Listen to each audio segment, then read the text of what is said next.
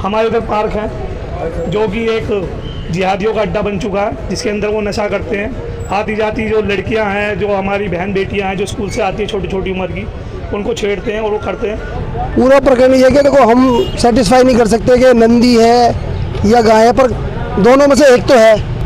पर ये बार बार जो ये हो रहे हैं, अभी एक कल मिला है नाले के पास मिली है कटी हुई, आज ये एमसीडी फ्लैट में मिली है। मतलब रोज जगह चेंज कर करके ये काम हो रहे हैं, तो ये गौ हत्या तो हम सहन नहीं करेंगे। एक इंजेक्शन ये गौ माता को लगाते हैं, उसके 3 डोज के करीब ये लगाते हैं। हमारे पास उसकी वीडियो रिकॉर्डिंग भी है, वो जो इंजेक्शन लगाते हैं और लगाते हुए की भी रिकॉर्डिंग है। हम इनको पकड़ते हैं रात को, तो ये अपना जो है गाड़ियों से उनको क्या होता है इंजेक्शन को लगाने के बाद गाय जो है बेहोश हो जाती है। 3 डोज देते हैं, उसको बेहोश हो जाते हैं, तो उसको उठा करके ये अपना, इनके पास टवेरा गाड़ी, टाटा सुमो गाड़ी, इस तरीके के वाहन रहते हैं और इनके पास सारे जो है असले रहते हैं हर तरीके के, जिनसे ये वार करते हैं। पत्थर रहते हैं इनकी गाड़ियों में। उठाते हैं।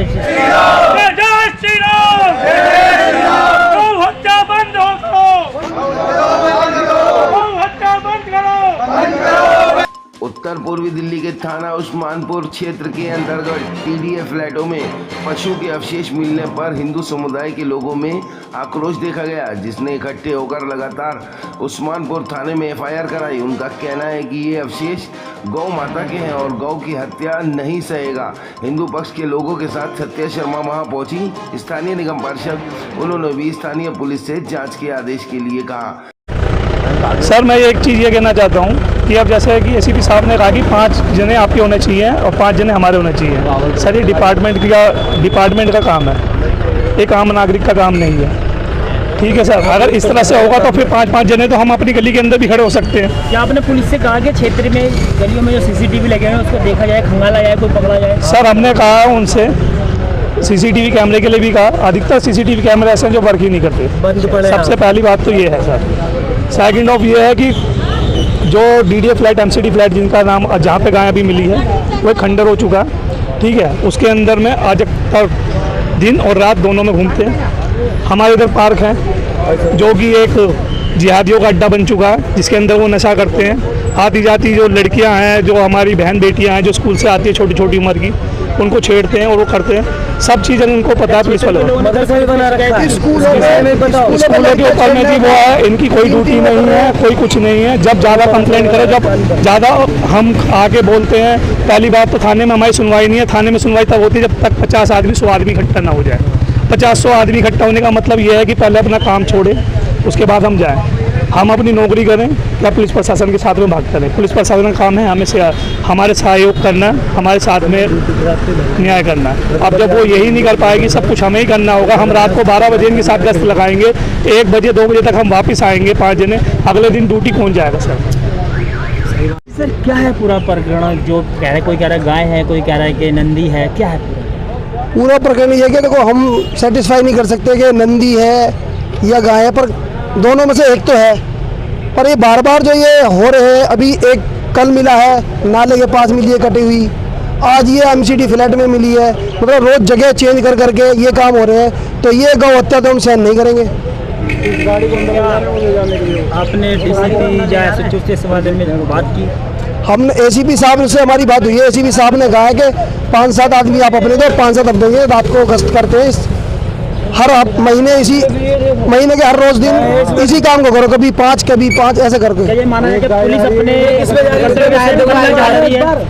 अपने पुलिस अपने कर्तव्य से पल्ला तो नहीं झाड़ रही है। क्यों करे? पुलिस की ड्यूटी है ना पेट्रोलिंग करने की। पुलिस की ड्यूटी तो है, और पुलिस कह रहे हैं कुछ हमें आदमी अपने कॉलोनी के जो एक्टिव है इस मामले के अंदर, तो एक्टिव तो हम तो हैं ही, हिंदू होने के नाते हम इस उसके एक्टिव है। वो फ्रेंडली। भैया क्या नाम है और कौन सा गौरक्षा दल है? नवीन तिवारी मैं बात कर रहा हूँ, श्री गोपाल गौरक्षा दल दिल्ली प्रदेश से। जिस प्रकार से हिंदू हृदय में विराजमान गौ माता आज उनकी हत्या करी जा रही है, और एक ही नहीं, हमको कम से कम हर हफ्ते में, हर 15 दिन में इस तरीके की घटनाओं से जो है गौ सेवक अवगत कराते हैं। तो ये जिस तरीके से घटनाएं घट रही हैं, तो यह बहुत एक अपने लिए सोच का विषय है और एक जागरूकता का विषय है। गौ माता को जिस तरीके से हिंदू समाज के अंदर मां माना जाता है और उसकी हत्या इस धरती पर की जा रही है, तो ये शर्मनाक है। और पुलिस प्रशासन जिस प्रकार से कार्य कर रहा है, कभी भी हम पुलिस को कॉल करते हैं तो पुलिस उस टाइम पर तो हाँ जी कर देती है और उसके बाद सिस्टम बिल्कुल लाचार और जैसे चलता है वैसे ही चलने लग जाता है। तो हम यही चाहते हैं कि प्रशासन से कि भाई इन पर जो है जब तक मामला गर्म है तो पुलिस वर्क करती है, जब तक मामला गर्म रहता है तो पुलिस जो है वर्क करती है और पूरी संतुष्टि और समाधान निकालने का प्रयास करती है। और उसके बाद जैसे ही 1-2 दिन लग जाते हैं तो उसके बाद पुलिस बिल्कुल शांत हो जाती है, कोई काम नहीं कुछ नहीं, जैसे दिन चल रहा है तो उस प्रकार से फिर एक अगला हफ्ता जो है एक गौवंश का और हमें मिल जाता है, फिर उसके बाद एक अगला हफ्ता और एक नया गौवंश की हत्या का हमारे सामने आ जाता है। तो हम इन चीज़ों को कब तक सहेंगे? आप क्या कहना चाहेंगे पुलिस अधिकारियों से? या पुलिस अधिकारियों से यही कहेंगे कि प्रशासन को टाइट होना चाहिए, इनको गश्त जो है बढ़ानी चाहिए अपनी रात्रि में जो है। हम भी पूरी रातों को गश्त पर रहते हैं जी, हम भी बढ़ाते हैं। तो पुलिस प्रशासन ने ये कहा कि आप हमारे साथ मिल करके, अब हम इनके साथ कब तक, जितना हमारे पास समय रहता है हम उतना ही कार्य कर सकते हैं। हमारे भी अपने कार्य हैं, अन्य और कार्य हैं, तो हम लगभग हफ्ते में 2 या 3 दिन गश्त पे रहते हैं। एक इंजेक्शन ये गौ माता को लगाते हैं, उसके 3 डोज के करीब में लगाते हैं। हमारे पास उसकी वीडियो रिकॉर्डिंग भी है, वो जो इंजेक्शन लगाते हैं और लगाते हुए की भी रिकॉर्डिंग है। हम इनको पकड़ते हैं रात को तो ये अपना जो है गाड़ियों से उनको क्या होता है इंजेक्शन लगाने के बाद? इंजेक्शन को लगाने के बाद गाय जो है बेहोश हो जाती है। 3 डोज देते हैं उसको, बेहोश हो जाते हैं तो उसको उठा करके ये अपना, इनके पास टवेरा गाड़ी, टाटा सुमो गाड़ी, इस तरीके के वाहन रहते हैं और इनके पास सारे जो है असले रहते हैं हर तरीके के, जिनसे ये वार करते हैं। पत्थर रहते हैं इनकी गाड़ियों में। उठाते हैं, सड़क पर घूमते हैं, वो है या ये जो जी अनाथ जो निराश गौवंश जो है सड़कों पे घूम रहा है, आवारा नहीं कह सकते, निराश गौवंश हम इसे कह सकते हैं। निराश गौवंश जो सड़कों पर घूम रहा है उसके ऊपर जो है ये कार्रवाई करते हैं। या आप गोरक्षा दल के अध्यक्ष हैं, क्या आपने कभी गोरक्षकों के लिए जो आवारा गाय है या मवेशी घूमते हैं सड़कों पर उनके लिए हम उनके लिए निरंतर कार्य कर रहे हैं, अधिक से अधिक उनको गौशालाओं में फिट करवा रहे हैं। गौशालाएं भी इतनी नहीं है, सरकार जो है इसमें सहयोग नहीं करती, उनके पास वो जमीन नहीं दिखाती। अन्य और चीज़ों के लिए उनके पास जमीन है, अभी संसाधनों की नहीं जी, विचार ही नहीं है इस विषय पे।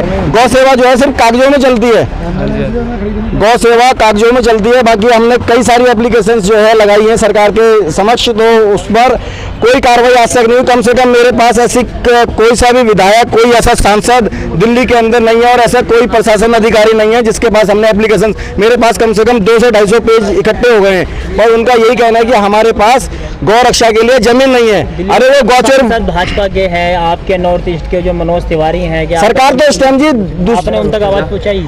उनका तो कार्य ही नहीं है इस टाइम। तो जिसकी सरकार है वो कार्य करेगा ना, जिसकी सीट है सीट को सलाम होता है सर। सर एमपी तो आप ही के है ना? वो एमपी हमारे हैं तो इस टाइम गवर्नमेंट तो दिल्ली की है, डीडीए विभाग है, एमसीडी विभाग है, दोनों में उनकी सरकार है, तो हम तो उन्हीं से कहेंगे।